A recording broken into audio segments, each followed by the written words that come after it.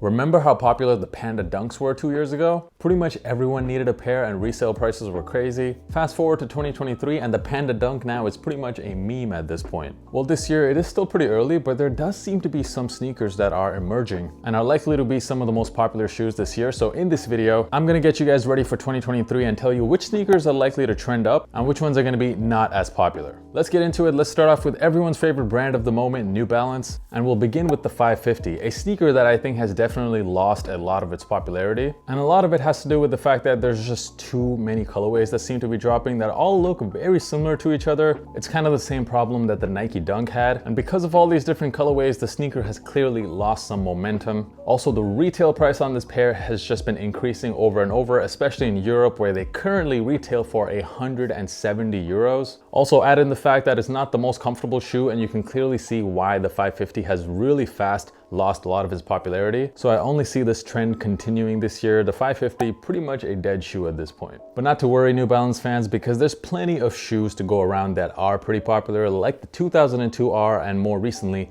the 1906R. These shoes have been trending upwards because they seem to tick all the boxes when it comes to what you're looking for in a shoe. They look great, they're very comfortable, and they're also pretty versatile and can be worn with many different outfits. This year, the focus for New Balance seems to be clearly on the 1906. We've already seen a couple of special edition pairs. Also, let's not forget about the entire 900 series, which doesn't seem to be going anywhere thanks in large part to Teddy Santis and his Made in USA line. Specifically this year, it's this shoe, the 990 V6, which I think will be very popular. Not a lot of people have even tried out this shoe yet, but I think once we see some special edition pairs like the upcoming Action Bronson colorway, and also there's supposed to be 2 more colorways drop as part of Made in USA. Once we see some collabs on this project, I do think a lot more people will be interested in copying them. I bought these very recently and I have to say the comfort literally just blew me away. It's one of the most comfortable shoes I've ever worn, and they do look pretty good on feet too. Definitely in 2023, you want to give the 990 V6 a shot. Also, the 991s seem to be highlighted a bit more by New Balance this year. We recently saw the Jound collab, and usually when there is a Jound collab, you can expect New Balance to drop a lot more collabs with that model. And one under the radar New Balance sneaker that I think will be quite popular this year is the 610. I recently reviewed them. They're technically a hiking style sneaker, but they've been modified for lifestyle use. I think they look great in a lot of different colorways, and they come at a pretty affordable price as well. Overall, it does seem that this year New Balance is very much plugged in. I don't see them going away anytime soon.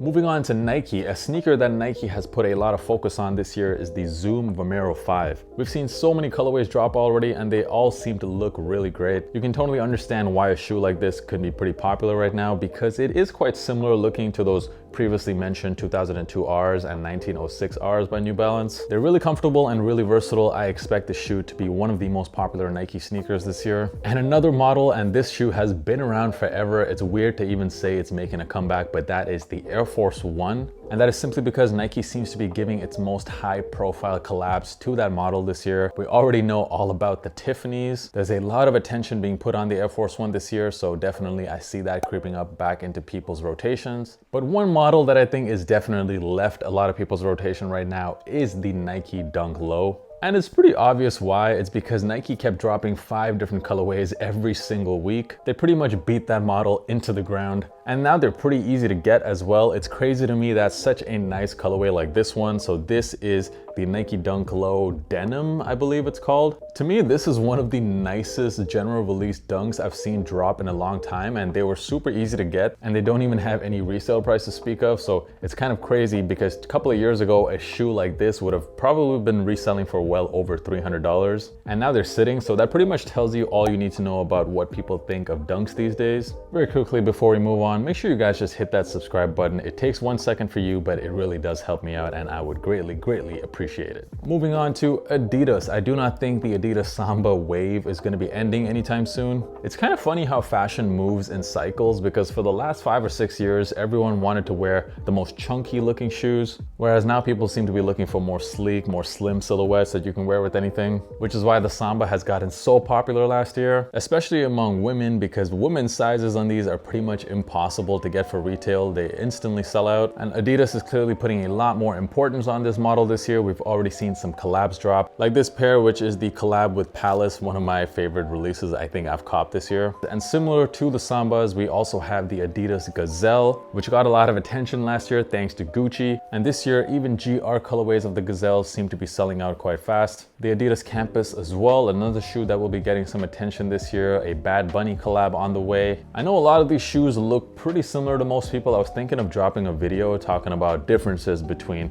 the Adidas Gazelle, the Sambas, the Campuses, the Specials. If you guys want to see a video like that, let me know in the comments. The Orchetro also is another model that I think is starting to creep up in popularity. And then of course we got those Adidas Yeezys, which honestly, it's really hard to tell what's gonna happen when those finally release. It is a Yeezy minus Yeezy branding. I'm not sure if people still care about Yeezys that much anymore. We'll see how they perform. If I were to make a bet, I think Yeezys are kind of on the way out, but let's see. Moving on to Jordan Brand. I gotta say, shout out to Jordan Brand for listening to their customers and actually doing a great job with the Jordan 1 over the last 2 years. They stopped giving us 50 different colorways every single week, and instead we're getting ones that have a much nicer shape, much similar to the old 85 versions, with some much better quality as well. And last year there were several nice colorways to drop, including that coveted, highly coveted pair, the Lost and Founds. This year we also got another Union collab on the way. I think all that talk about people saying Jordan 1s are dead, I think we can safely put that to bed.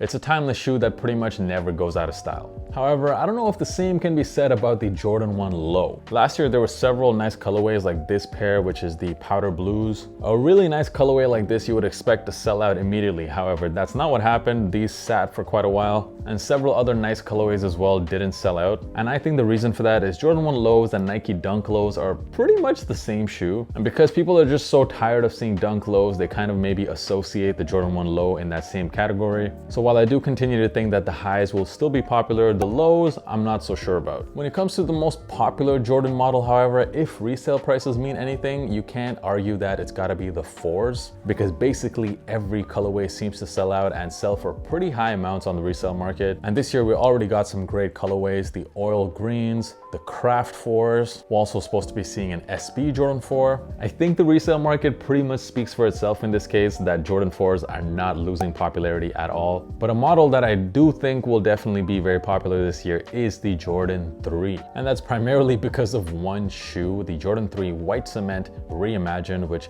a lot of people cannot wait for that release date, including me, and I don't even like 3s. Everyone's waiting on that. It's gonna bring back the hype to the Jordan 3, so I can expect them to be once again very popular this year. We're hearing rumors also about a Jordan 7 collab with Travis Scott. However, I don't think that's gonna move the needle for the 7s because that's not a shoe that you can really wear that often. So as far as popular Jordans this year, I think it's still gonna be the 1s and the 4s mainly, and a little bit of the 3s. But if you were to ask me what sneaker brand probably right now has the highest amount of momentum, I would say it's Asics. Of course, they've always been around, they've always been popular with a lot of people, but last year that Jown collab really brought a lot of attention to that shoe from people who don't typically wear Asics. The Gel Kayano 14, which you see right here, is particularly a very, very nice looking shoe. And no, this is actually not the Jown collab, this is just a GR colorway of the Asics Gel Kayano 14. I think they're called the White Midnight Navies. They look great, you can wear them with anything. I've seen a lot of Asics colorways starting to sell out. Also some great collabs that Asics have done, especially with Anderson Bell and continuously